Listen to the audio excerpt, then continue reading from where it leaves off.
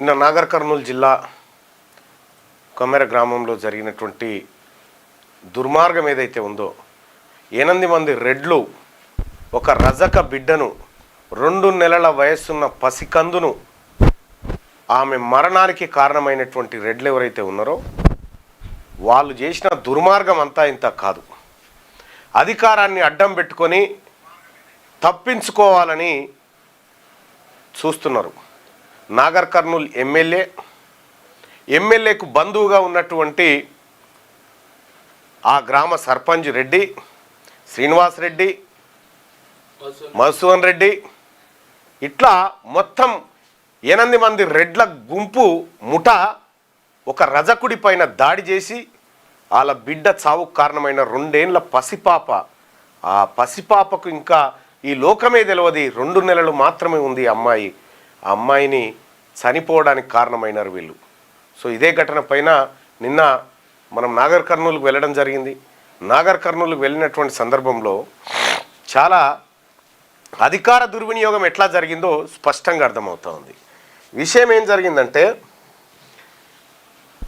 ఆ కుమ్మెర మల్లన్న జాతరలో జరిగినటువంటి ఘటన ఏదైతే ఉందో ఫస్ట్ స్టార్ట్ ఎక్కడైంది, ఎక్కడి నుంచి ఏం జరిగింది అనేది ఒక్కసారి మీకు వివరించేటువంటి ప్రయత్నం చేస్తా. బుజ్జిని కూడా వివరించేటువంటి ప్రయత్నం చేస్తా. 18 తారీఖు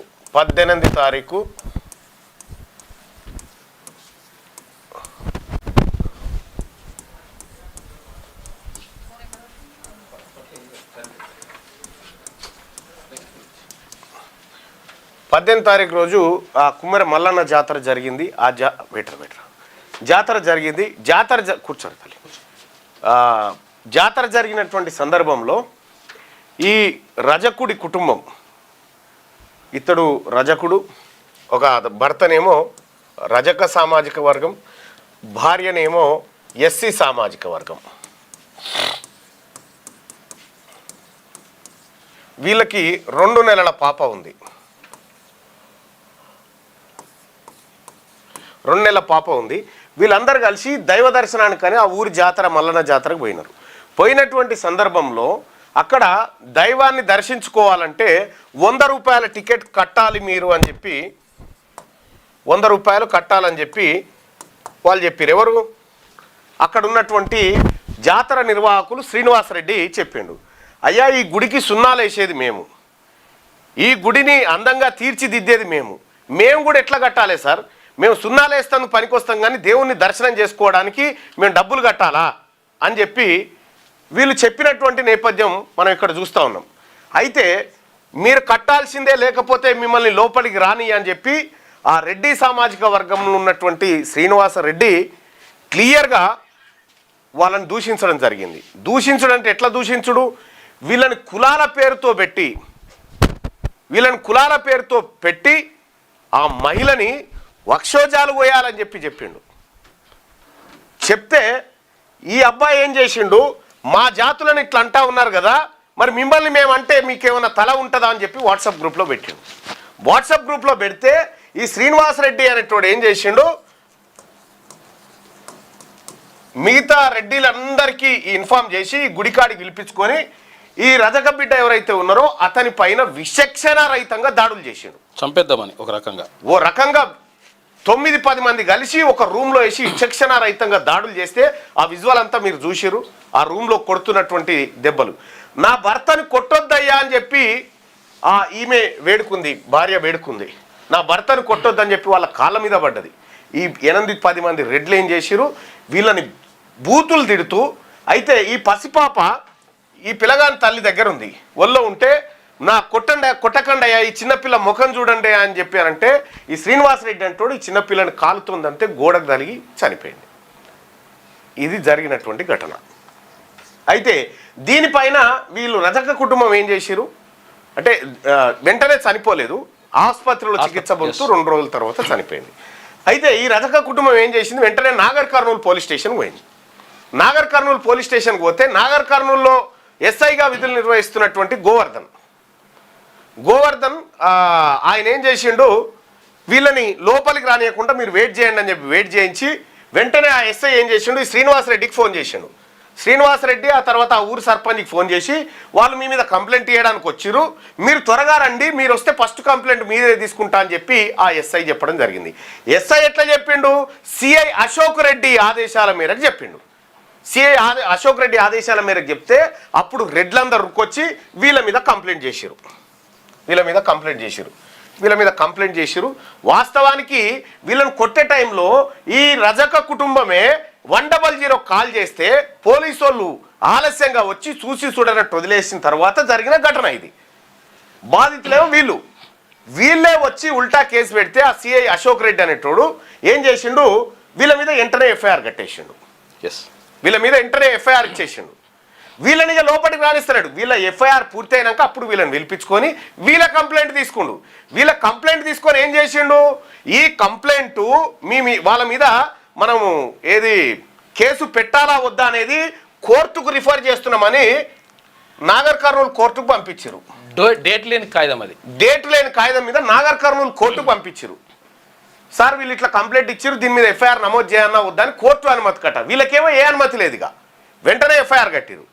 అయితే ఇది జరిగినటువంటి సందర్భంలో ఆ పాప చనిపోయింది. పాప చనిపోతే కొన్ని దళిత సంఘాలు వాళ్ళు పోయి ఆందోళన చేసిన తర్వాత ఎఫ్ఐఆర్ నమోదు చేస్తలేరు, ఈ దొంగలు అరెస్ట్ చేస్తలేరు. నేను ఆ రోజు నైటే నేను ఆ ఎస్ఐకి ఫోన్ చేసి చెప్పిన, నేను వస్తున్నా, నేను వచ్చే వరకల్లా ఎఫ్ఐఆర్ నమోదు కావాలి, లేదు అని అంటే తన్నడానికి కూడా సిద్ధంగా ఉన్నామని చెప్పిన. మేము పోగానే ఆ అశోక్ రెడ్డి ఆయనకు మోషన్స్ అయినాయట, సిఐకి లీవ్ పెట్టి వెళ్ళిపోయిన సందర్భంలో నేరుగా డిఎస్పీ దగ్గర పోయినా. డిఎస్పీ దగ్గరికి నేను, నాతో పాటు జాజల శ్రీనివాస్ గారు, ఆ తర్వాత బీసీ సంఘాలు, బీఎస్పీ, అలాగే చాలామంది పార్టీల నాయకులు, సిపిఎం కానీ సిపిఐ కానీ ఆ తర్వాత భారతీయ జనతా పార్టీ నాయకులు కానీ అందరం పోయినాం. ఆ టీఆర్ఎస్ పార్టీ నాయకులు కూడా మరి జనార్దన్ రెడ్డి ఎక్స్ఎమ్మెల్యే కూడా వచ్చిండ. కూర్చున్న సందర్భంలో నేను కొన్ని క్వశ్చన్స్ అడిగిన. ఎవరిని? డిఎస్పీ గారిని. ఏమడిగినంటే, అయ్యా వీళ్ళు ఇచ్చిన కంప్లైంట్లు ఏవి అని అడిగిన. ఇద్దరిపైన ఎఫ్ఐఆర్ చేసినామండి, మొదట వచ్చినదాన్ని అని చెప్పాను అన్నాడు. సో ఆ ఎఫ్ఐఆర్ కాపీలు ఇవ్వని అన్నా. ఎఫ్ఐఆర్ కాపీలు ఇవ్వమంటే అప్పుడు డిఎస్పీ గారు తేవాలనా వద్దా అని మొత్తానికి 2 కాగితాలు తెచ్చిండు. ఒకటేమో వీళ్ళు ఇచ్చిన కంప్లైంట్ పైన వీళ్ళపైన ఎఫ్ఐఆర్ చేసింది, రెండోదేమో వీళ్ళు ఇచ్చిన కంప్లైంట్ను కోర్టుకు పంపింది. నేను అడిగిన, వీళ్ళ కంప్లైంట్ ఏమో వెంటనే ఎఫ్ఐఆర్ చేసినావు, వీళ్ళదెందుకు కోర్టుకు పంపినావు, మరి వీళ్ళదెందుకు కోర్టుకు పంపలేదని అడిగిన. సప్పుడు లేదు. ఇక చచ్చిపోయిన వాళ్ళదేమో కేసు లేదు, కేసు. ఒక పాప చనిపోయింది. ఎఫ్ఐఆర్ అంటే ఫస్ట్ ఇన్ఫర్మేషన్ రిపోర్ట్, ప్రాథమిక సమాచారం పైన రిపోర్ట్ తయారు చేయడం. ఈ ప్రాథమిక సమాచారం ఏంది? పాప చనిపోయినప్పుడు పెట్టాల్సింది బిఎంఎస్ సెక్షన్ 103 మర్డర్ కేసు నమోదు చేయాలి. కానీ మేమందరం ఒత్తిడి తేవడంతో ఆ 8 మంది పైన ఎఫ్ఐఆర్ చేసిరు. మళ్ళీ కొత్తగా పాప చనిపోయినటువంటి ఘటనలో SC/ST యాక్ట్ దాంట్లో మెన్షన్ చేసిరు. కానీ మర్డర్ కేసు మాత్రం పెట్టలేదు. ఎందుకు పెట్టలేదని అడిగితే, సార్ FSL రిపోర్ట్ వచ్చినాక చూసి పెడదామని. ఇప్పుడు అదే పోలీస్ స్టేషన్లో సిఐ అశోక్ రెడ్డి అంటోని నేను దన్నిన్ననుకో, వాడు గోడకి ఇరుసుకపడి సచ్చిండనుకో, రిజల్ట్స్ కూడా ఉన్నాయి, సచ్చిండనుకో, FSL రిపోర్ట్ వచ్చేదాకా ఆగుతారా? FSL రిపోర్ట్ రాని, పోస్ట్ మార్టం నివేదిక FSL రిపోర్ట్ రాని అప్పుడు చూద్దాం ఎఫ్ఐఆర్ చేస్తారని అన్నారు కదా. కాబట్టి నేనేం చేసిన, దీంట్లో మీరు మర్డర్ కేసు సెక్షన్ 103ని పెట్టండి అని చెప్పిన. సార్ ఖచ్చితంగా పెడతామని ఆ డిఎస్పీ బీసీ ఆయన హామీ ఇచ్చిండు.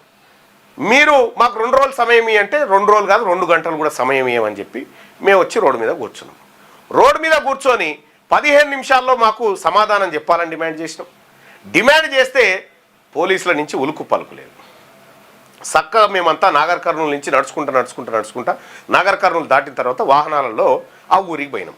ఊరికి పోయి పాప సమాధి, ఒకసారి మీరు విజువల్ చూడొచ్చు, పాప సమాధి దగ్గరికి పోయి నివాళులు అర్పించినాం. చిన్న పాప, ఆ పాప దగ్గర పోయి చూసి వచ్చినాం.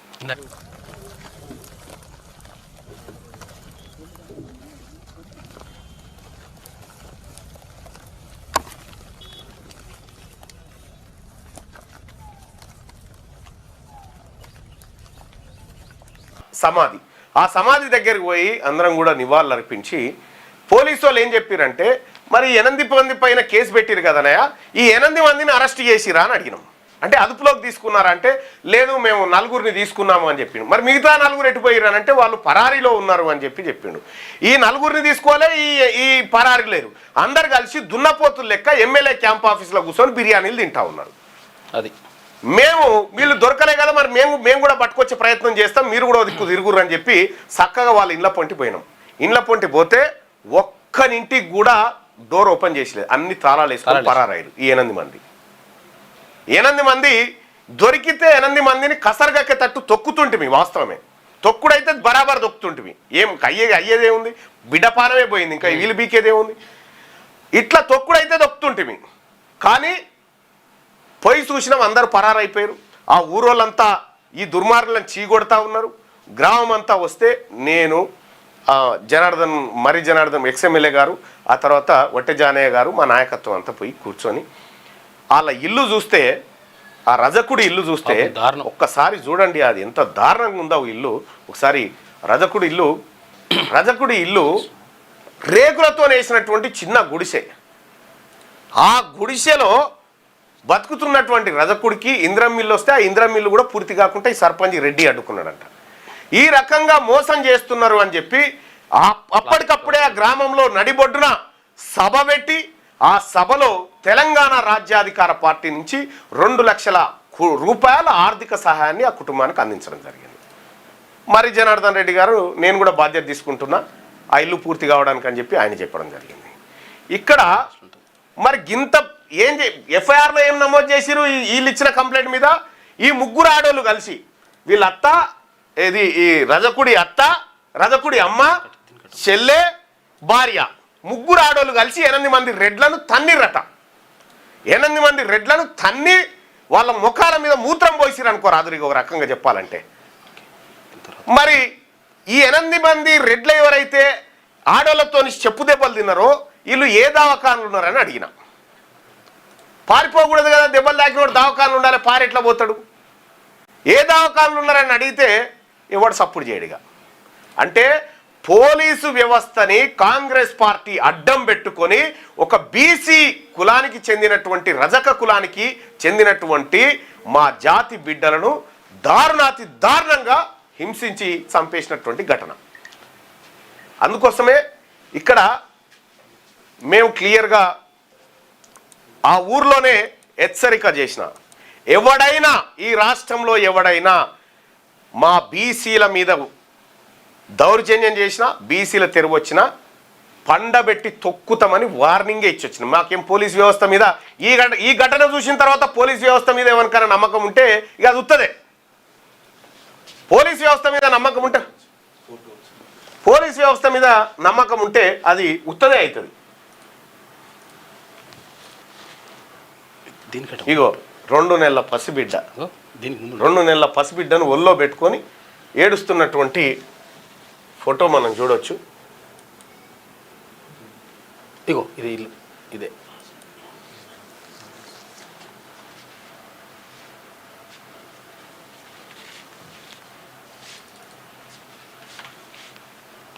ఇట్లా వచ్చిన ఇగో ఇది ఇల్లు, ఆ రజకుడు ఇల్లు. ఇగో ఇది ఇల్లు. ఈ గుడిసెలో బతుకుతున్న కుటుంబాన్ని ఈ రకంగా ఇందిరమ్మ ఇల్లు కూడా ఇయ్యొద్దు అంటున్నాడు. ఇందిరమ్మ ఇల్లు కూడా ఇయ్యొద్దు వాళ్ళ చెప్తా ఉన్నాడట. మన అయ్య జాగీర్ లెక్క వాళ్ళు దొరికితే 8 మంది దొరికితే మాత్రం మామూలు దెబ్బలు కొట్టకపోదుము, మామూలు దెబ్బలు అయితే కొట్టకపోదుము, విపరీతంగానే అంతుంటిమి. అదే కోపం మీద అక్కడికి పోయినాం. మళ్ళీ మనకు చట్టం పిట్టం మళ్ళా చట్టము, మీరు చట్టాన్ని చేతులకు తీసుకుంటారా? బరాబర్ తీసుకుంటాం, టైం వస్తే. మీతో శాతగానప్పుడు మేమే తీసుకుంటాం. మరి మీతోని శాతగాని పరమ దద్దమ్మ పోలీసులు, పరమ దద్దమ్మ ఎమ్మెల్యే, పరమ దద్దమ్మ రెడ్డి దొంగలంతా ఆడ కూర్చొని చట్టాన్ని చేతిలోకి తీసుకున్నప్పుడు మేమెందుకు తీసుకోం? బరాబర్ తీసుకుంటాం. మీరు ఈటితో కొడితే మేము పత్తర్తో కొడతాం. మీకో చట్టం మాకో చట్టం, అరాబాయి అందరికి ఒకటే చట్టం ఉంటుంది కదా. అందుకోసమే మర్డర్ సెక్షన్ని అందులో యాడ్ చేసి ఈ 8 మందిని పట్టుకొచ్చి కోర్టులో ప్రొడ్యూస్ చేయాలని చెప్పడం జరిగింది. అది సర్పంచ్ ఇల్లు, మీరు ఒకసారి చూడొచ్చు. సౌండ్ పెట్టి ఏం కాదు. ఇది సర్పంచ్ కాదు, ఒక్క రెడ్డి లేడు ఇండ్లలా, ఒక్క రెడ్డి లేడు ఇండ్లలా. అంత పరారైరు. మీరు ఏడున్నా వేట చేస్తాం మిమ్మల్ని, ఏడున్నా మిమ్మల్ని వదిలిపెట్టంలే. కానీ పోలీసు వాళ్ళు చట్టాల నుంచి మీరు తప్పించుకోవచ్చు, కానీ బీసీల నుంచి అయితే మీరు తప్పించుకునే మీతో కాదు. మిమ్మల్ని ఎట్టి అయితే ఈ రకంగా చేసి దుర్మార్గంగా అన్యాయం చేస్తే దీనిపైన తెలంగాణ రాజ్యాధికార పార్టీ బీసీ సమూహం అంతా పోయి కూర్చున్నాం. మరి ఇప్పుడు డిఎస్పీ గారు, ఎస్ఐ గారు, ఆ సిఐ దొంగ అశోక్ రెడ్డి వాడు ఎటుపోయిండో వాడిని నీ భర్తం అయితే భర్తం. కానీ మీరు బీసీల పుట్టుకనే పుడితే నిజాయితీ గల ఆఫీసర్లు అయితే వాని మీద మర్డర్ సెక్షన్ పెట్టి వాళ్ళని రిమాండ్ చేయండి. ఇప్పటి వరకు మీరు చేయలే. 18 తారీఖు ఘటన జరిగితే ఫస్ట్ వాళ్ళది రెడ్ల కంప్లైంట్ తీసుకొని ఆ తర్వాత ఈ డ్రామా చేసిరు కదా. మీకు కూడా ఒక రోజు వస్తుంది. డిఎస్పీ గారు మీకు, ఎస్ఐ గారు మీకు కూడా ఒక రోజు వచ్చినప్పుడు ఈ రెడ్లు మిమ్మల్ని ఫుట్బాల్ ఆడుకుంటప్పుడు మళ్ళీ మేమే వచ్చి కాపాడాలి మిమ్మల్ని. గుర్తుపెట్టుకోరి. నిజాయితీగా పనిచేసి వాళ్ళ మీద సెక్షన్స్ పెట్టి వాళ్ళని లోపటేయండి, వాళ్ళకు తగిన శిక్ష పడేటట్టు చూడండి. ఇందులో భాగంగా తెలంగాణ రాజ్యాధికార పార్టీ, మరి ముఖ్యంగా బీసీ నాయకులుగా మేమందరం కూడా పిలుపునిస్తూ ఉన్నాం. తెలంగాణ వ్యాప్తంగా రజక సోదరులారా, మన బిడ్డను చంపిరు. అక్కడ ఇవాళ సాయంత్రం 6 గంటలకు రాష్ట్ర వ్యాప్తంగా కొవ్వొత్తుల ర్యాలీ ప్రదర్శన నిర్వహించి ఈ రెడ్డి ప్రభుత్వానికి వ్యతిరేకంగా, ఈ రెడ్డి దుర్మార్గులకు వ్యతిరేకంగా నినాదాలు చేయాల్సిందిగా తెలంగాణ రాజ్యాధికార పార్టీ ఇక్కడి నుంచి పిలుపునిస్తూ ఉంది. బీసీ నాయకత్వానికి అందరికీ రిక్వెస్ట్ చేస్తూ ఉంది. వచ్చేటువంటి అన్ని సంఘాలను కలుపుకొని ఈ కార్యక్రమాన్ని నిర్వహించాల్సిందిగా కోరుతా ఉన్నాం. ఇదే అంశం పైన ఒక ఆడబిడ్డ మా జాతులకు అన్యాయం జరుగుతుందని ముందుకు వచ్చినటువంటి ముదిరాజ్ బిడ్డ అనిత 2 నిమిషాలు మాట్లాడడానికి మన స్టూడియోకి వచ్చింది. ఉస్మానియా యూనివర్సిటీ నుంచి రారా బిడ్డ.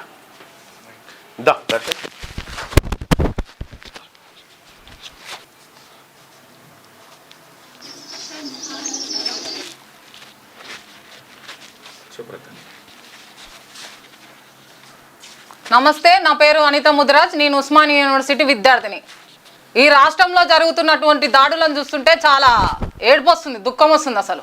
అసలు నేను ఒక్కటే అడగదలుచుకున్నా అన్న, మీ ప్రభుత్వాన్ని నేను ఒక్కటే అడగదలుచుకున్నా అన్న, ఒక బీసీ బిడ్డగా. అన్న, ఈ రాష్ట్రంలో మనం అగ్రవర్ణాల పైన దాడి జరుగుతుంటే చూస్తున్నామా అన్న? చూస్తలేము. ఓన్లీ దళితుల పైన, బీసీల పైననే ఈ రాష్ట్ర ముఖ్యమంత్రి అధికారం చెలాయిస్తుండు.